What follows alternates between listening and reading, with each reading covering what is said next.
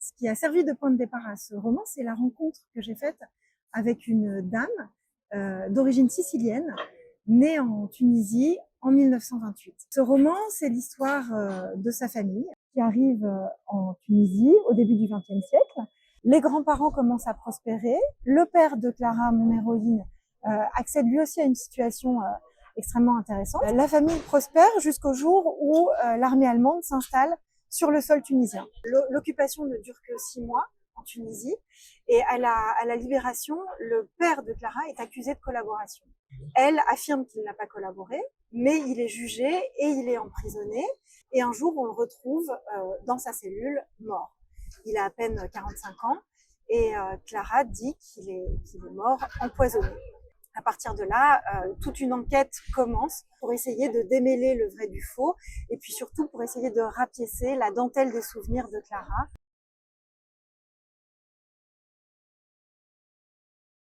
Ce qui m'a beaucoup intéressée dans cette histoire, c'est l'histoire de la malédiction. Comment on raconte une vie par le prisme d'une malédiction.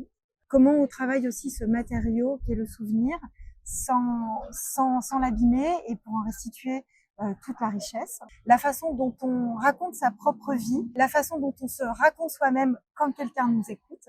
Très vite, il y a une double narration qui s'est imposée à moi. Dans un premier temps, je voulais qu'on puisse entendre la voix de Clara. Je voulais qu'on puisse la voir de manière très authentique. Pour cette double narration, j'ai mis en place une narratrice qui est une sorte de double de moi-même, puisqu'elle exerce le métier de biographe anonyme. Et comme moi, elle enquête. Quand on lui raconte une histoire, elle a besoin de savoir ce qui s'est passé réellement. Elle a besoin de restituer tout le contexte, à la fois historique, olfactif, sensoriel, de pouvoir restituer l'ensemble de ce qu'était la Tunisie à cette époque-là.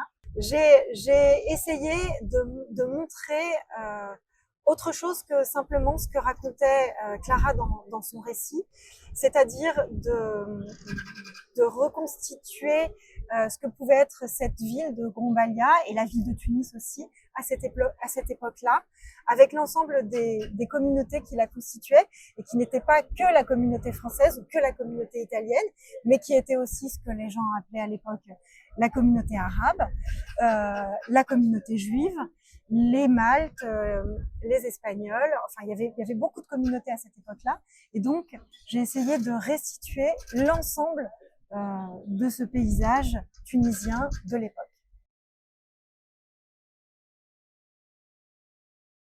Aujourd'hui, j'exerce le métier de biographe anonyme, c'est-à-dire que j'écris des livres de souvenirs pour les particuliers. J'en ai réalisé une vingtaine aujourd'hui, mais à l'époque où j'ai rencontré cette femme qui m'a raconté son histoire, j'exerçais pas encore cette activité. J'avais déjà un attrait particulier pour les souvenirs. La mémoire était un mécanisme qui me fascinait. J'avais une attirance particulière. Les gens me racontent et me racontaient souvent leur enfance, leur histoire. Et j'avais une grande qualité d'écoute parce que c'est quelque chose qui m'intéressait beaucoup. Et donc, Clara, qui ne s'appelle pas en réalité Clara, mais Clara m'a raconté ses souvenirs. Et très vite, je me suis dit qu'il y avait quelque chose à en faire et que je voulais que ce quelque chose soit un roman. Je pense que ma rencontre avec Clara est ce qui m'a donné envie de devenir biographe anonyme. J'ai commencé à écrire des livres de souvenirs à partir du moment où j'ai commencé à travailler sur ce roman. C'est-à-dire que les deux se sont développés en parallèle, de manière très différente, puisque dans le roman, j'avais une très grande liberté. Je pouvais réinventer toute la vie de Clara dans les moindres détails. Je me suis renseignée beaucoup, j'ai fait beaucoup de recherches dans les archives, mais j'ai pu réinventer beaucoup de choses. Alors que quand j'écris un livre de souvenirs, je dois au contraire respecter le souvenir. Et je fais très attention à ne pas l'abîmer, à ne pas l'écorcher, à le restituer dans son oralité. C'est une grande partie de mon travail de biographe, d'essayer de restituer la façon de parler des gens sans l'abîmer.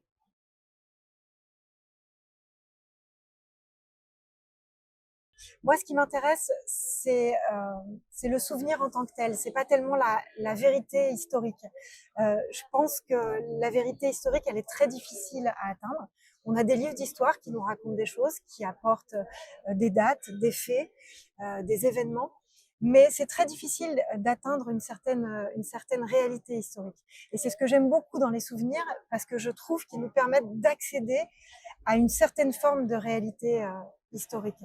Alors bien sûr, c'est pas la vérité, c'est très parcellaire, c'est très subjectif aussi, c'est souvent biaisé, c'est souvent réinventé, mais c'est à prendre en considération et je trouve que c'est à prendre à sa juste valeur. C'est très important de respecter les souvenirs, c'est très important d'écouter les souvenirs, c'est très important de les transmettre aussi.